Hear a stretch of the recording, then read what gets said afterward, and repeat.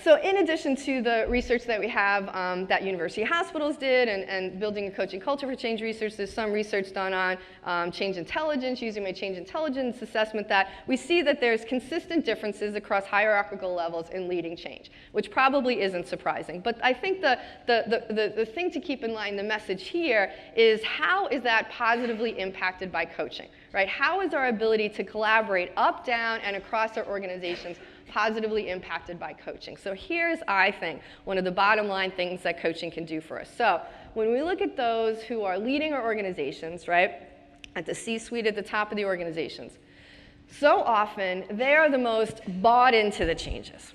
They've been thinking about the changes the most. They have the external perspective, what's going on in the environment. They get it the most. However, they can be the most isolated from the impact of the changes throughout the organization. I think that's why this TV show Undercover Boss is so popular, right? Right? CEO masquerades as a frontline employee, see how hard it is for good people to, behave consistently with the change. One CEO said to me, "Barbara, it's like we're all monkeys in a tree. We're all monkeys in a tree, and I'm the top monkey, and I look down, what do I see? I see the smiling faces of the monkeys below me. They look up, and what do they see?" So again, they're isolated, right? So the higher up you go, the harder it is to get any feedback at all, let alone real-time and actionable feedback. It's easy to look up and vilify them. They should know they don't know. They don't know unless we tell them. They don't know. What you see depends on where you sit. What you see depends on where you sit. The folks at the front line can seem the most resistant because they're the ones, the leaders on the front line, as well as the employees. They're the ones whose behaviors has to change the most to be consistent with the change, to make the change happen, so they can seem the most resistant. And the folks in the middle are squeezed. They get the edicts from above, they get the pushback from below, and often they don't have the tools, they don't have the training, they don't have the coaching, they don't have the confidence, really, to be able to lead effectively at their level. So, what's the solution here?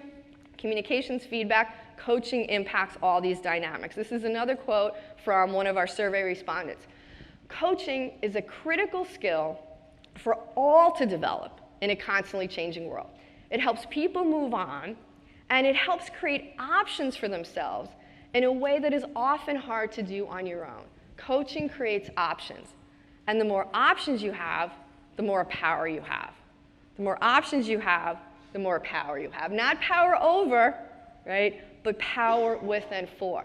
So coaching creates options for our executives to learn how to communicate in a way that is emotionally compelling, that moves from there's one great quote that the longest 18 inches is between your head and your heart, right?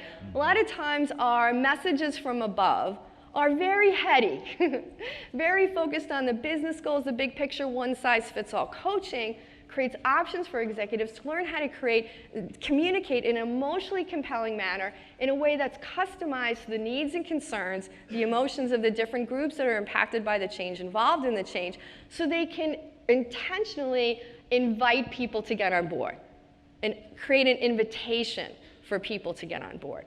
Coaching gives options for frontline leaders and frontline employees to be able to ask the questions, ask powerful questions in a way that helps them get it, want it, and be able to do it. Get it, want it, and be able to do it. And also gives them options for learning how to have those courageous conversations, how to give that feedback, those fierce conversations, right? Be real, be transparent, right? In a way that's politically savvy, not political suicide.